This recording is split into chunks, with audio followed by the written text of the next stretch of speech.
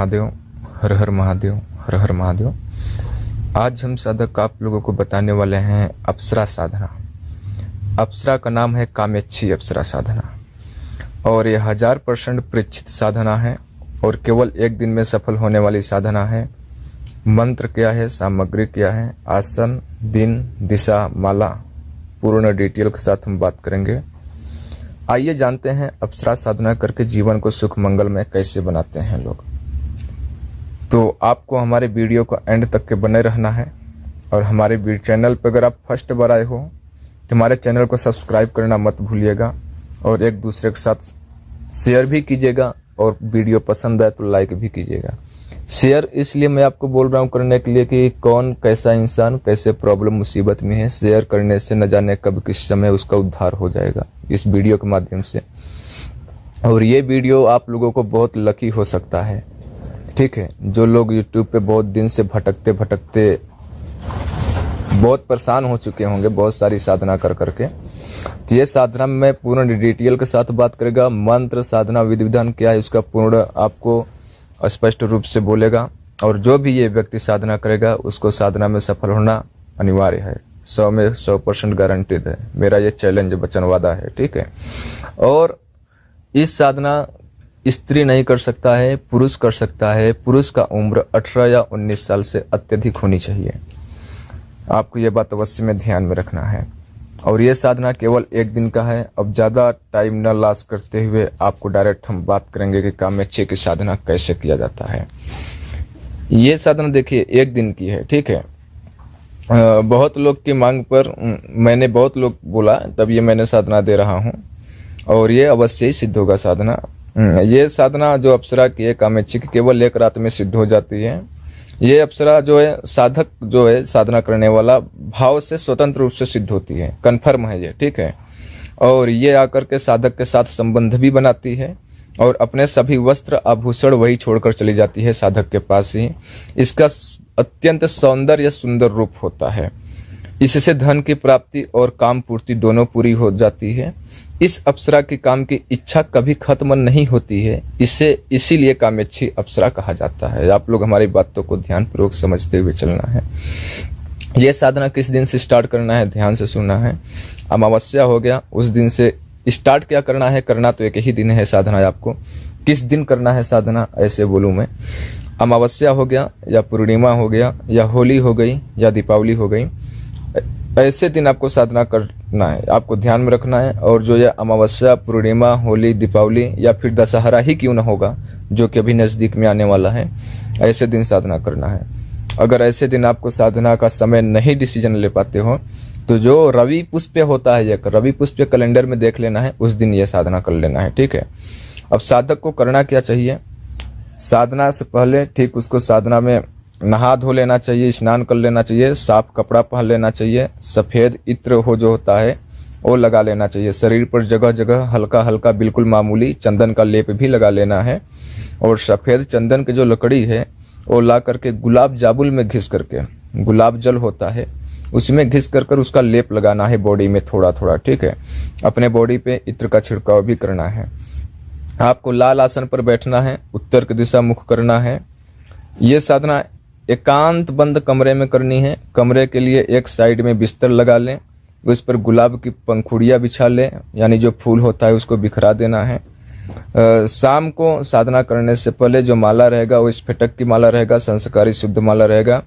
गुरु गणेश का, इष्ट, कुल देवता, पितृ देवता, स्थान देवता, ग्राम देवता सबको ध्यान करते हुए, आज्ञा लेते हुए, शिव दुर्गा की पूजा करते हुए रात में केवल कामेच्छी अप्सरा की आवाहन करें और बिस्तर पर बैठने की आसन दे। बिस्तर आपको लगा कर रखना है, ठीक है। उसके बाद आपका जो उसका काम भाव से ध्यान करना है और पूजा करना है। गुलाब की अगरबत्ती, धूप बत्ती, घी का दीपक, कुमकुम, चंदन का लेप उसे लगाने के लिए देना है जब शक्ति आएगी तो। और इतना सामग्री उसको भी देना है दीपक के साथ में। घी का दीपक गाय का होना चाहिए। और कम से कम 250 ग्राम मिठाई और केसर मिलाकर ये भी साथ में देना है, बढ़िया वाली मिठाई, ठीक है। और उसके साथ अगर आपको लगे तो काजू कतली दे देना है, ये सब, ठीक है। और पानी जो है वो शक्कर गला करके शरबत पानी यानी मीठा पानी देना है। उसके बाद आपको आंख बंद कर कर ध्यान करना है और उससे प्रेम भरी बातें करनी है कुछ मिनट। उसके बाद जो स्फटिक की माला आपको मैंने बताया 31 माला जाप करना होगा, 31 माला जाप करना होगा। जो माला होगा वो 108 मनके की माला होगा। मंत्र यह है, आप लोग मंत्र ध्यान से सुनिएगा। ओम ह्रीम कामेच्छी अप्सरा आगच्छा गच्छ मम संसर्ग कुरु कुरु स्वाहा। एक बार फिर से मंत्र सुनिएगा, थोड़ा संस्कृत टाइप का है, ठीक है, ध्यान से सुनिएगा, कॉपी पेन लेकर नोट कर लीजिएगा आपको लगे तो। ओम ह्रीम कामेच्छी अप्सरा आगच्छा गच्छ मम संसर्ग कुरु कुरु स्वाहा। मंत्र ये था।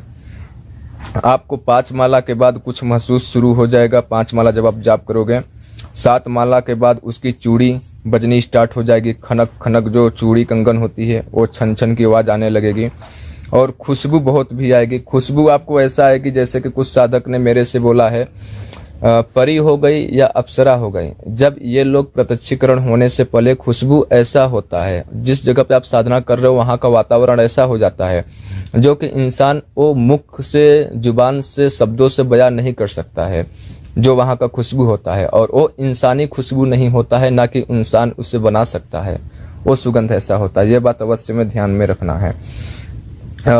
उसके बाद खुशबू आने लगेगी, उसके बाद जो कमरा है आपका उसमें ठंडा ठंडा वातावरण हो जाएगा, एकदम शांति आपको महसूस होगा। और जो कमजोर साधक है उसको नींद बहुत तेज से आएगी, नींद का झटका झोंका आएगा, ठीक है।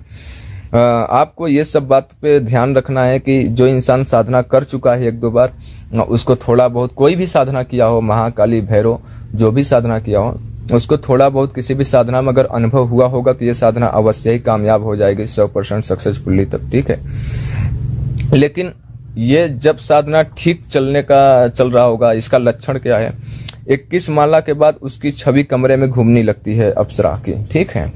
जब आपकी 21 माला मंत्र जाप कर चुकोगे तो उस अप्सरा की जो छवि है, परछाई है, वो कमरे में आपको घूमने लगती है। आपको ये बात अवश्य ध्यान में रखना है। और फिर 25 से 27 माला होगा आपको तो प्रत्यक्ष एकदम हो जाएगी। प्रत्यक्ष होने के बाद तो आपको डिस्टर्ब करेगी। आपको रक्षा घेरा बिल्कुल नहीं लगाना है, कोई मूल मंत्र नहीं जाप करना है किसी रक्षा घेरा का, ठीक है ना, सर्कल का। ये बात आपको अवश्य ध्यान में रखना है। और आपको इसमें एक बात अवश्य ध्यान में रखना है कि जब भी कामेच्छी अप्सरा वो आती है, रूम में घूमने लगती है या वो प्रत्यक्षीकरण हो जाती है, तो आपको उस पर फोकस न करते हुए आप अपने मंत्र जाप पे ध्यान देना है। वो आपको जब 26 से 27 माला या 25 से 27 माला हो जाएगी तो शक्ति आपके पास आकर छेड़खानी करना स्टार्ट कर देगी। ये बात अवश्य ध्यान में रखना है। शरीर में पहली या दूसरी माला से ही चींटी काटने का जैसा महसूस होने लगेगा आपको। जब साधना में बैठो, कोई 1 माला 2 माला 3 माला तक आपने जाप किया तो जो आपकी बॉडी है उसमें जैसे चींटी काटती है वैसा आपको महसूस होगा। वो आपको ध्यान में रखना है, ठीक है। जो असल में उसके नाखून होते हैं, चूंटी काटी जाती है जिसे नोचखाना बोलते हैं। नोचखाना बोले तो उसके नाखून से आपके बॉडी में चिटकूटी काटती है, ठीक है। साधक को चाहिए कि वो इन सब पर ध्यान ना दें और एकाग्र होकर जाप करता रहे। साधना पूरी होने पर उसके गले में गुलाब के फूल की माला डाल दें अप्सरा को। यह बात अवश्य ध्यान में देना है। और वो गोद में आकर बैठ जाएगी और वो आपसे प्यार भरी बात करेगी। साधक को चाहिए कि कुछ और इच्छा हो तो मांग लेना चाहिए और फिर बिस्तर पर जाकर क्रिया करें। क्रिया के बाद वो कहाँ से अपने वस्त्र आभूषण छोड़कर सब चली जाती है। जो भी आभूषण सोना चांदी रहेगा, वो कपड़ा वस्त्र और महंगे वस्त्र रहेंगे, वो आपको वहीं बिस्तर पे छोड़ के चल जाती है। तब साधक को वो उसको अपने काम में ले लेना चाहिए। ये क्रिया बहुत गुप्त है और आपको रहस्यमय बात चलेगी जिसे आपने तक अपने सीमित में रखना है, सब लोगों से शेयर नहीं करना है।